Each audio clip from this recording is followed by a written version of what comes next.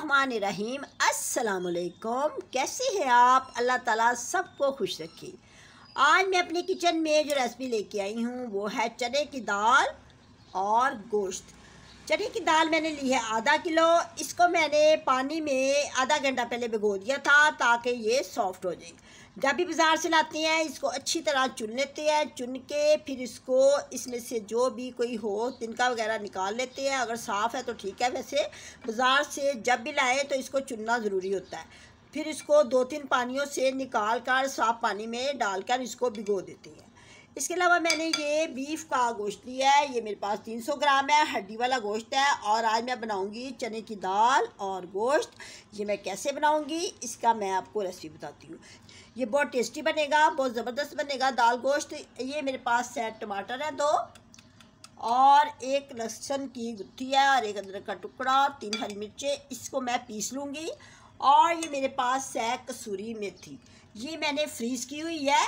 इसको मैंने इसकी रेसिपी जो है ना मेरे जज़ीरा कुकिंग चैनल पे है। इसकी रेसिपी मेरे 2 चैनल है, एक रिज कुकिंग विद निगत है और एक जज़ीरा कुकिंग चैनल है। उसमें इसकी रेसिपी मैंने दी हुई है, आप देख सकती हैं। ये देखिए मैंने कसूरी मेथी को ज़्यादा तादाद में सेव कर लिया था और ये दाल में बहुत ही अच्छी लगती है डली हुई, और आज मैं इसको दाल में डालूँगी। इसके अलावा मेरे पास ये तेल है 1 कप। हम ज़्यादातर सरसों का तेल यूज़ करते हैं आप। और ये 2 प्याज है, इसकी मैंने कटिंग कर ली है। और ये मेरे पास मसाले हैं, एक चम्मच है, एक मेरे पास सूखा धनिया साबुत है, 1 हल्दी का और 1 मिर्च, नमक, ज़ीरा और काली मिर्च। इसके अलावा अब स्टार्ट करती हूँ। अब मैं आपको स्टार्ट करके बताती हूँ कि दाल गोश्त कैसे बनाया जाता है, ठीक है। अब सबसे पहले ये मेरे पास पॉट है, प्रेशर है, इसके नीचे मैं आग जलाऊंगी। मैंने आग जला दी।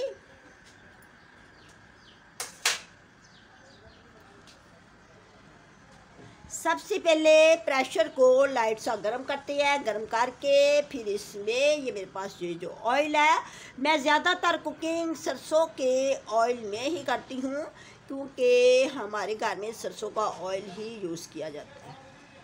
आप भी करके देखें, इसमें खाना बहुत ही अच्छा बनता है, लजीज बनता है, मज़ेदार बनता है। वैसे भी हेल्थ के हिसाब से ये सरसों का तेल बहुत अच्छा है क्योंकि इसमें ये बहुत ही अच्छा तेल होता है। और अब मैं ये देखें, इसमें जैसे मेरा ये तेल गर्म हो गया, मैं इसमें प्याज जो मैंने कटिंग की है, 1 बड़ी प्याज ली थी तो उसकी मैंने कटिंग कर दी थी। अब मैंने इसको ऑयल में डाल दिया। आपको ये मेरी बनाई हुई रेसिपी बहुत अच्छी लगेगी दाल गोश्त की। गौर से देखा करें कि मैं कैसे बना रही हूँ। जैसे ही प्याज पिंक कलर हो जाएगा इसका तो उसमें मैं फिर दूसरे मसाले डाल दूँगी। अब ये देखिए प्याज को मैंने लाइट पिंक किया है, इसका ज़्यादा डार्क कलर नहीं करना, ना ही इसको ज़्यादा कच्चा पक्का रखना है, बस इतना ही इसको रखना है। अब ये मैंने अदरक, लहसुन, हरी मिर्च की टमाटर की पेस्ट बना ली है।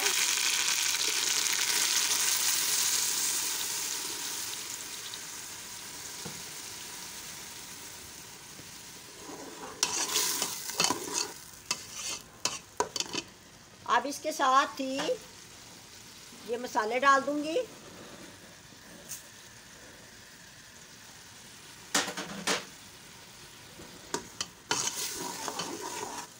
अब जब ये मसाले पक जाएंगे और अदरक, लहसुन, टमाटर, हरी मिर्च का मसाला पक जाएगा अच्छे तरीके के साथ और ऑयल जो इसके अंदर है अलहदा हो जाएगा और मसाला अलहदा हो जाएगा, तो फिर इसके अंदर मैं दाल और गोश्त डाल दूँगी। अब ये देखिए मसाले को मैंने अच्छी तरह इसकी बुनाई कर ली है। जब तक मसाला अच्छी तरह भुनेगा नहीं तब तक आपने दाल और गोश्त को नहीं डालना। इसकी बुनाई करके फिर ही दाल गोश्त डालना है। ये देखिए इसकी बुनाई कर दी है। अब इसमें मैं ये गोश्त डाल दूंगी।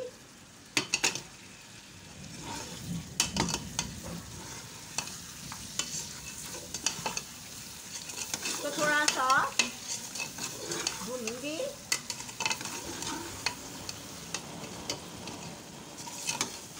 साथ ही इसके मैं ये दाल डाल दूंगी जो मैंने पहले से भिगोई हुई थी ताकि ये सॉफ्ट हो जाए।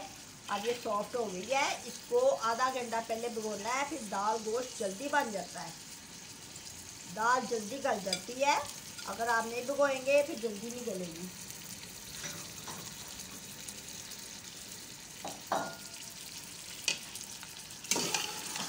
अब इसको मैं थोड़ा सा भून के फिर इसको मैं प्रेशर लगा दूंगी। ये देखिए, ये मेरे पास कसूरी मेथी है, ये घर की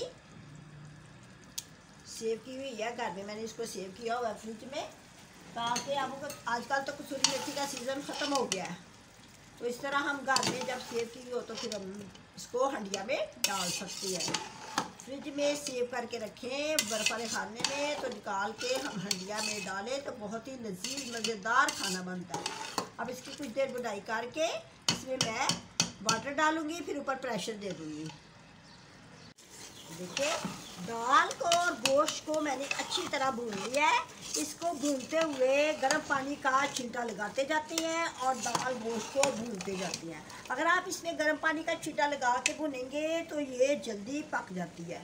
ठंडा पानी डालेंगे तो फिर इसका ये है कि ज़रा देर से गलती है। देखिए, इस तरह गर्म पानी का छींटा लगाते हैं और भूनते हैं।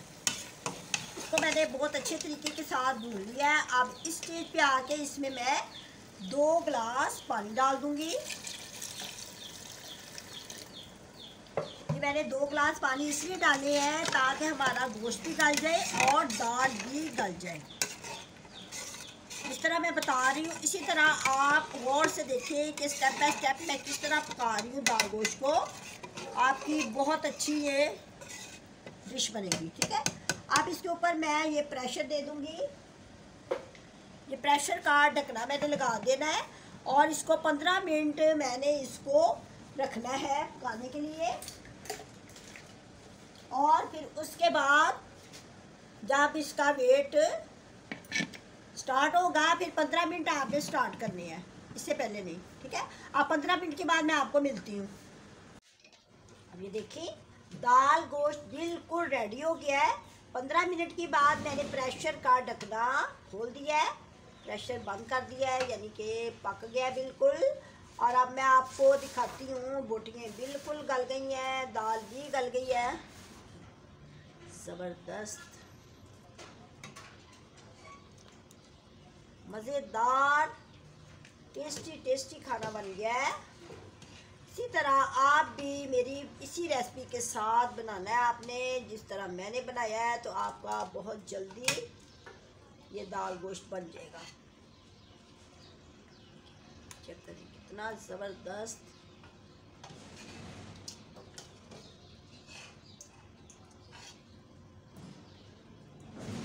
कितना अच्छा लग रहा है।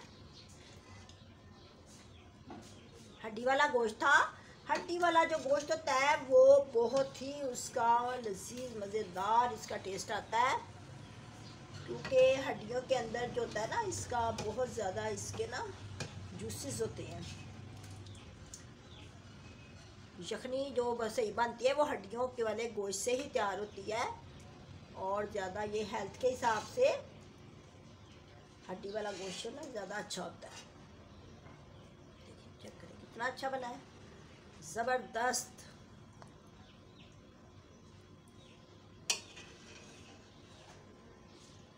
है ना मज़ेदार, बहुत ही ज़्यादा मज़ेदार है। इसके साथ मैंने ये वाइट राइस बनाए हैं, ज़ीरा वाले चावल बनाए हैं, सफ़ेद चावल। इसमें मैं ये डाल दूंगी गरम मसाला,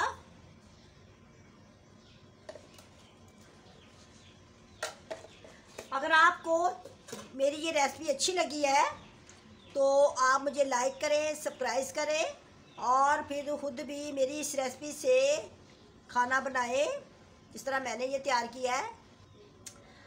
अब आपने मुझे दुआओं में याद रखना है और अपना बहुत ज़्यादा ख्याल रखना है। अब मैं इजाज़त चाहती हूँ।